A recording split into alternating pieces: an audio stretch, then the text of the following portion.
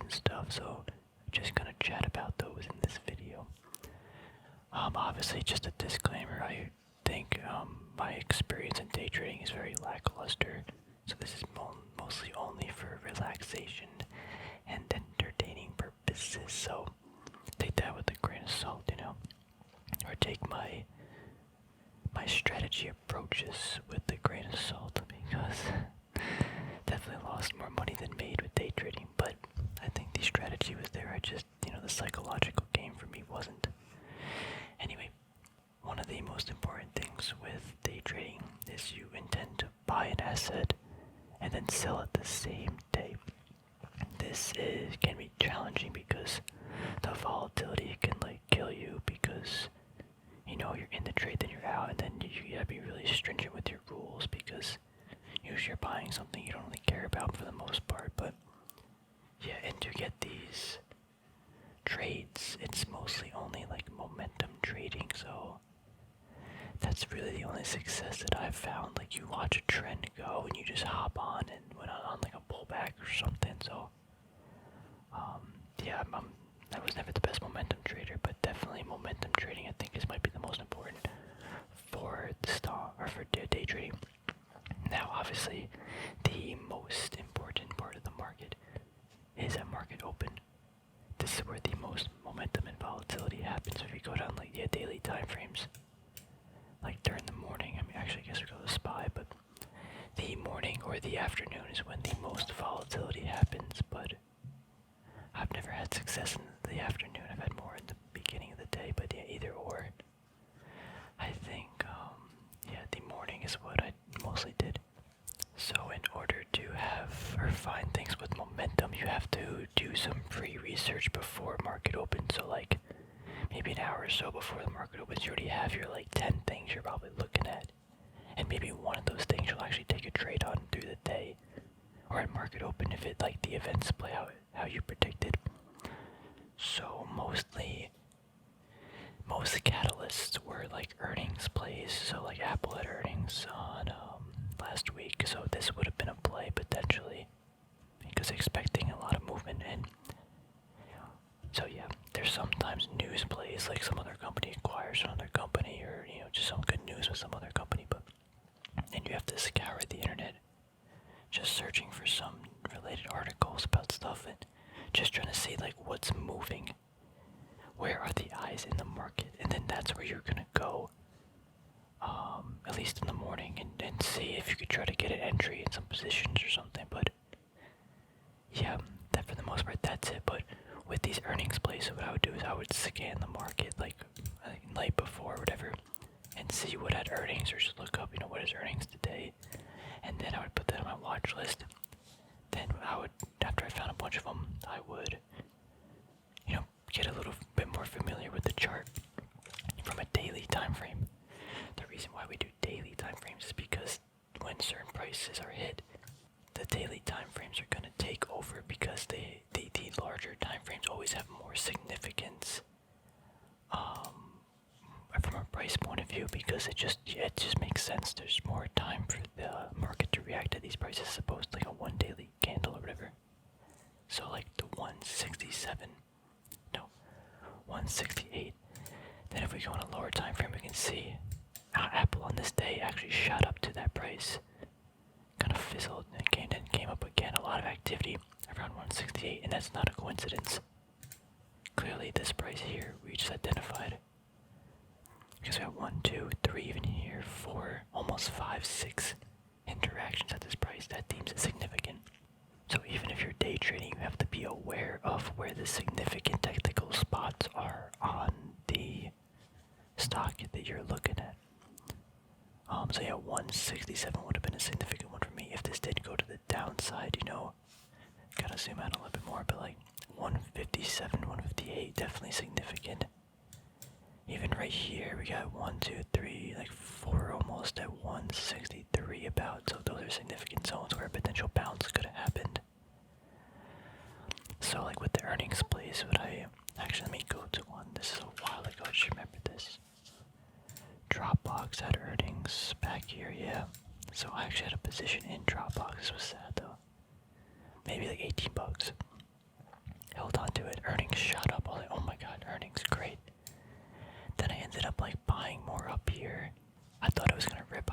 because we just shot through so many resistance points so easily, and then ended up selling off. But where's I going with this? Yeah, I thought, because this was the information that I had, I thought it was gonna pull back to about here because of this zone right here, and then go higher. And so on a daily time frame, from like a lower time frame, I'll add it here in hopes that it rips up farther. But it obviously didn't. But yeah, you really have to understand on a larger time frame where the prices have been, and yeah, potential support and resistance is based on the candles. So, I mean, that's one kind of strategy, but obviously it takes a lot more to fine tune. It's in the mornings or whenever it reports, you have got a list of a bunch of different stocks with earnings. You have support and resistance zones for that stock to move within.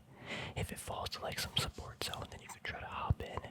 So that's kind of like one strategy, is like the earnings plays. So you have a list of a bunch of companies that are reporting earnings. You identify support and resistance zones for that price to probably move within during that time period. And you either wait for it to pull back to the support and you buy, hoping that there would be more support there along with the, to get the momentum to go higher. Or you wait for it to shoot above it. If there's obviously bullish momentum, if it's bearish, you can maybe short it, but I don't recommend shorting at all. I don't do that. But let's say iRobot, for example, identified like this price as 58 to be, or 57 to be a support, and this to be resistance. We actually have to go on larger time frames with this, but on this time frame, I identified these prices to be very significant. Now, on earnings, because I go back, on weekly candles, like this is a very, very strong support. Like we got activity back here, right here, here. And I'm expecting, if iRobot does have neither good or bad earnings, but it falls to this level, maybe I would buy it. Again, I'm not doing this at all, but I'm just saying this is a theoretical example. If this were to fall, I would say, you know what, there should be a lot of buying activity at this price zone, because in the past there has been a lot of buying activity. So it goes there, and I can pick it up. Maybe it runs up, and maybe it goes down, but maybe my stop loss is like, maybe like at 12 o'clock, if like it doesn't hit, if it doesn't hold above this 57 level, maybe I'm out, Maybe my risk reward is like 3%. To get a better risk reward, you really need to use things ADR. Let me see something. I think it's called ADR. No, ARD. The ATR, the average true range. So what this does is, this has had, over the last 14 days, the average true range of the stock is traded between 3.23. What that means is, even here is a lot higher, but so from about 2.6 to 3.8. So on any given day, this stock should probably move about $3, right? Given like a 14-day period, but about $3 in any direction would be very, very common for this stock to move. So my risk reward technically should be 57. If it falls to 53, which would be like a 6% drop, that should not surprise me at all, because the average true range is within that realm. Let me reset the chart. So again, the average true range, it sometimes doesn't play out, because if we go all the way back here, I mean, you can see this huge average true range of $14, but again, that's why it's kind of like an average. But on this earnings, it went up to like a 4. This earnings, it went up to like a 4. This earnings, it was like a 4.5. So I could expect to lose 4 to, I should expect my risk reward to have a $4 volatility. So if this goes to, so if let's say I buy it at exactly the support and it falls to 54, sorry, they would fall to a 53. So again, like a 6-7% loss. That is my actual risk reward, and that should not surprise me. And the potential upside from that could be, let's say, this resistance point, or even this resistance, because there's actually a lot of selling activity here. So maybe my risk reward is 18% gain for there's a 6% loss, which is a 3 to 1, which is not that bad. But again, it's how you're gonna play out the risk reward, how you're gonna do that, because, like maybe it drops and you're like, oh, I'll pick up some more because I think throughout the day it'll hold at this price. It's a big kind of mental game how you want to play out the trade and like what's the catalyst for the movement and everything like that. Like maybe it's actually bad earnings and we shoot down to here, we come up, retest that, and then fall even lower. Like that's bearish. Like that's another signal to probably get out. So it's gonna depend on the candlesticks and your interpretation of like the data that you're receiving. But the risk reward is something so many people like mess up, and that's where it killed me in the past, because I would buy stuff and I'd be like, yeah, I'll risk 3% on this. It would fall 3%, I'd get out, and then all of a sudden it rips higher and I'm like, what the heck just happened? I just lost like mad money. And if I just stayed in the trade, I could have like made money, but it's because my risk reward is all messed up, because I didn't understand that you can't just say like, let me go to like a different chart. I don't even know, like if you just say like this at this level, this 3% loss is my thing or whatever. Like that's not how it works. You have to see the volatility of the individual like asset you're buying. So yeah, definitely do that. I think I harped a lot on the ADR or ATR, but it's definitely sort of important to understand, because that's the risk reward is ultimately how you're gonna decide if this trade is literally worth the risk. Hence the risk reward. There is actually, so we'll go to a different strategy. I think I harped on that enough, but that's the one I had most experience with, was earnings, because to me it just made sense. If stock has good earnings, it rips up. Let's see if it breaks past resistance points or support points, or breaks to support points, and then yeah, that to me that just made a lot of sense. And what really works, I'm gonna try to think of an example, but so man, it's gonna be so long since I've seen one of these. But when a stock has good earnings and it makes an all-time high, okay, this is a bad example, maybe not the best example, but we'll go to Snapchat. So on this earnings, we had a huge shoot up out of this area of $30. Not only did it break a psychological support of resistance of 30, but after this it had nothing. So go back to this. It had nothing. Like, pretend none of this data was here. The highest price it ever was $30. Now it broke out of that, and so this has no overhead. There's no historical price action to indicate that this is potentially a selling point. So the only thing that could stop this is like psychological numbers. So here's like $40. So $40 had some activity. Here's like $50 right here's $50. See, that just has some activity too. That's not a coincidence. It's just like that. Like that's how price behavior works. So, in essence, in theory, if you noticed on this day that Snapchat broke out of an all-time high and was pushing up and had no resistance above it, and then it somehow like pulls back to some zone, like $40 maybe, and I guess even maybe 35, I don't know, but it really depends. If you waited for 35, you would have never got in, but realistically, if you wait for it to pull back to 30, then shoot higher, that's great, but this was way too bullish. And then these things just run up, usually, because there's nobody knows what price to sell or buy it at. They're just like, oh my gosh, it's ripping up, we gotta get in, it's like a frenzy. These are kind of rare, but they are definitely worth like studying a little bit further. I'm gonna try and find like some other ones like this. That's not a good one. There's one, I think it was actually Zillow like years ago. Yeah, wow. This was like, I traded this I think all the way back here. So it finally started making new highs, and then all of a sudden it just ripped up. And actually, let me see if this was actually the stock that I bought. So this was not the stock that I bought. I never bought Zillow, but it was a very similar thing. So it had this high, and then it finally broke in on earnings, and then it just continued to rip up because there was nothing stopping it. So throughout the day, I just caught this one move, and it just kept going. Then I just sold it at the end of the day when it started to show a little bit of weakness. But yeah. I mean, yeah, you can catch this thing for like a day trade, but maybe it goes even higher. But so, this doesn't always happen when there's just no resistance above it, but you gotta do some studying on it, but it definitely has a high probability. Yeah, like, I mean, this is Dollar Tree. I know we're reviewing things on big time frames, but the big time frames, like, matter more than the little time frames. Each individual 1 minute candlestick doesn't matter when I'm looking at these massive, like, charts. So yeah, I mean, so like yeah, like here we get earnings move, goes up, and then it kind of, so the big thing is, on the earnings day, if that's one of the key things, if on the earnings day, the stock breaks the all-time high on bullish news, that's what has a probably higher potential to project it higher. So here we can see, like, we have earnings here, here.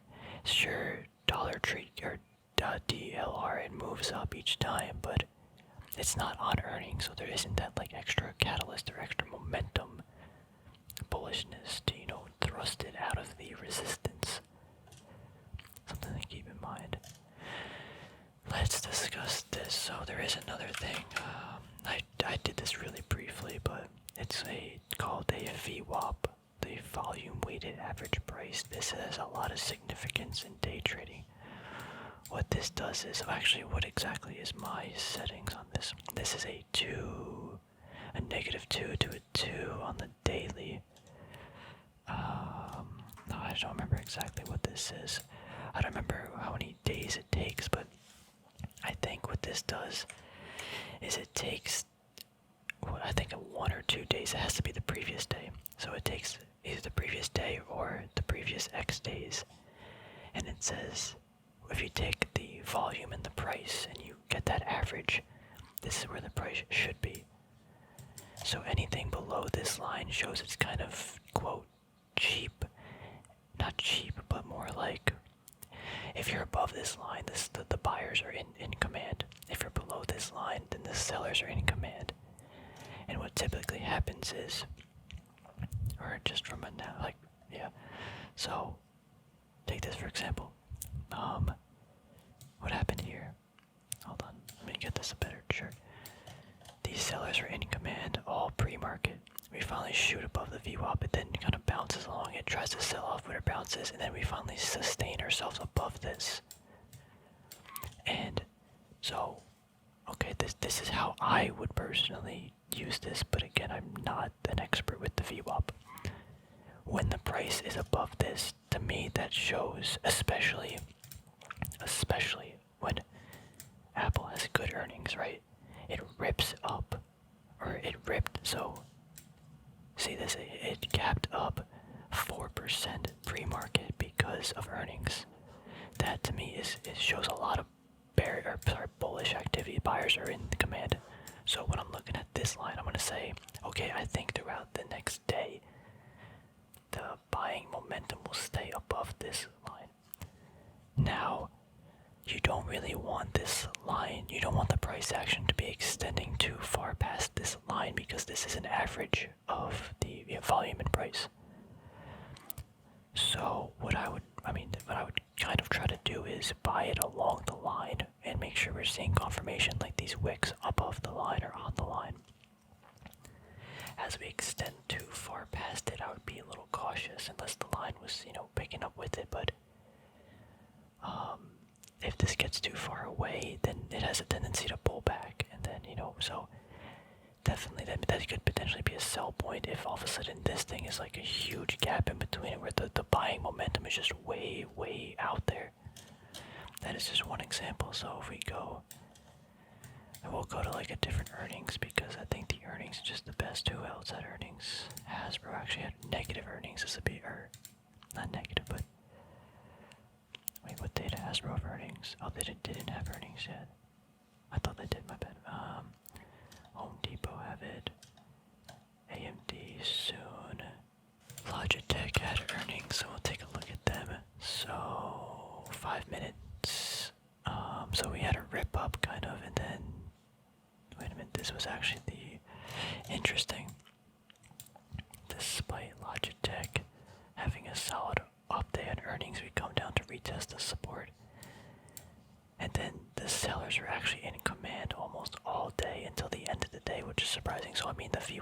always work out. It just kind of shows who's in command. And usually whoever's in command through the whole day, usually it will stay like that. Not all the time, obviously, but for the most part, usually it's hard to switch sentiment. But on this day, we can see some rejections on that line. Again, this is just a derived line, and like the more, the fact that these 3 points touch the line, it's almost guaranteed. But as you get more data points, obviously the line becomes a little bit better. But this example didn't really work out that well. It definitely did show that this line, it just showed that the buyers are in command, the sellers are in command, and you see, even when you had this break out of the line, it just came right back down and slapped it. So that is another kind of an example. Another one is Visa. So Visa had earnings on that day, but then the next day is when it traded. And we are approaching this significant support area. But despite that, the sellers are in control until it actually broke out of the support area, the resistance area, which also was kind of the VWAP area too. So VWAP here would be used to show that, sellers are in command here, here, here. We finally break out, and then we break out of that resistance. Also, we do have this, on a small time frame, this high of the day resistance zone that it has to break in for 5, 10, 15, 20 minutes. It kind of had some bearish activity selling, then we finally broke out of that, showing that it had more bullish command. One thing to note, again, look at the volume. We're always going to see this type of, almost always going to see this type of volume. That's why you need this momentum and liquidity. So really only day trading in the morning and at afternoon is like really the only times you're going to see that type of liquidity. I mean, SPY, it's still more in the morning than later in the day. Same thing, but yeah, lately it almost looks like that this a lot of trading's happening after the market, or when the market's going into the close, which is different. But yeah, see here, like this day, it just again shows who's in command. Here we can clearly see the buyers are in command. It's always above that line. This day we can see that the buyers were in command, but it did slip, waver back and forth until the sellers were in command, and we fell onto the support. And throughout the rest of the day, still in command. Interesting, this contradicts, but actually no, it doesn't. So this, sure, it's wavering back and forth between the line, but we have buying, buyers in command, sellers, buyers, sellers, then buyers all the rest of the day. Very fascinating. Until the end of the day. Again, we've gotten some crazy fundamental news getting released from the Fed during some of these days too, so it's a lot of stuff going on. But okay, I think I need to actually recap some things I said, because I feel like some of it's getting lost. You have to understand the bigger time frames. So if you're trading on daily time frames, you need to at least know where the major significant price action points are. Like for the SPY, this 430 is a support zone, and a potential resistance is now the 450. 450 being a psychological number, as well as you had this clear resistance from the past, or support from the past. So you got this, and this back here. Different price activities.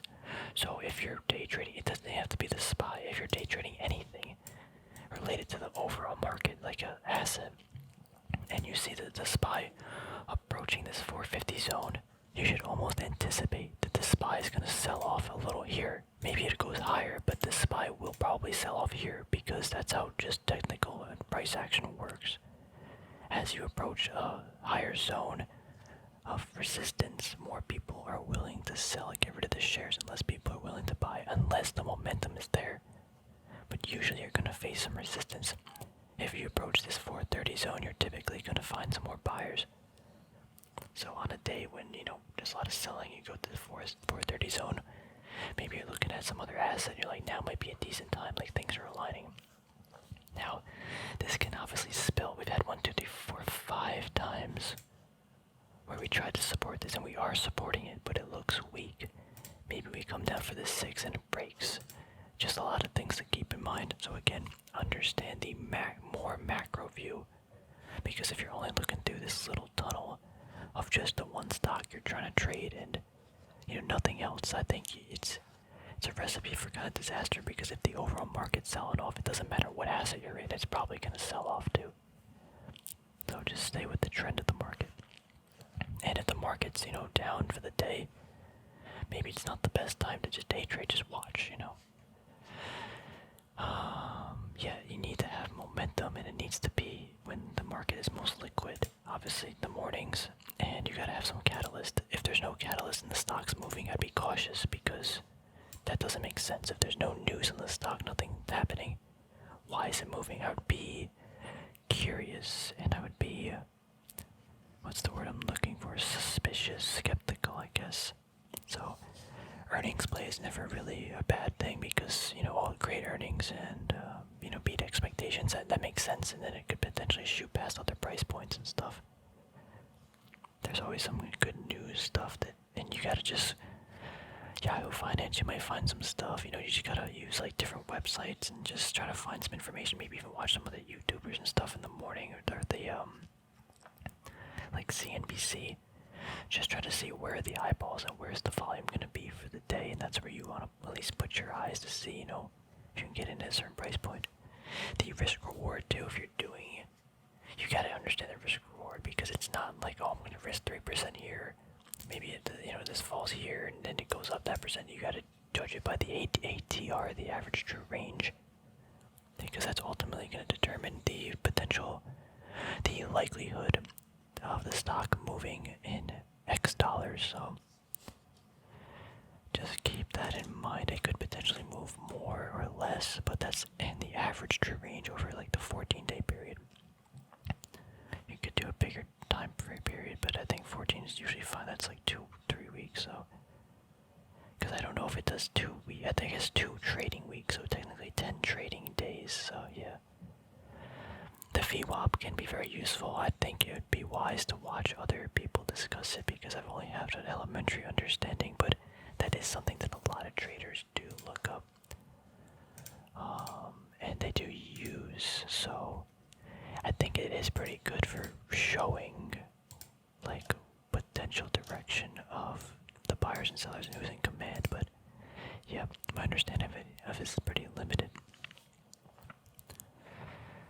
But yeah, with that being said, I definitely don't really recommend day trading, because the timing you have to have on it's got to be too critical. It looks really good on paper, but man, I think like position trading, swing trading, buying good assets that are cheap, it's just as fun for me and it's more rewarding. So that's something there. I do love looking at the technicals though, so that's always a treat. But yeah, I think the risk for me in day trading is not worth the reward. But I definitely you might as well, if you're that into it, try it out yourself, obviously. But just be cautious, really understand what you're buying, because sometimes there are things I bought in the past and I'm like, I don't even know what this is. I bought it, I'm just getting smoked, and I'm like, what's happening? It could get really spooky out there. Just trying to protect some people, just trying to make you think and ask yourself the good questions. You can always paper trade. Paper trading's great too, just to learn. With that being said, hope you enjoyed the video. Hopefully enjoyed the discussion. I'm sorry I didn't really click too much on the screen. Maybe I should have had like the face cam for this one or something, but I don't know. Anyway, thanks for watching.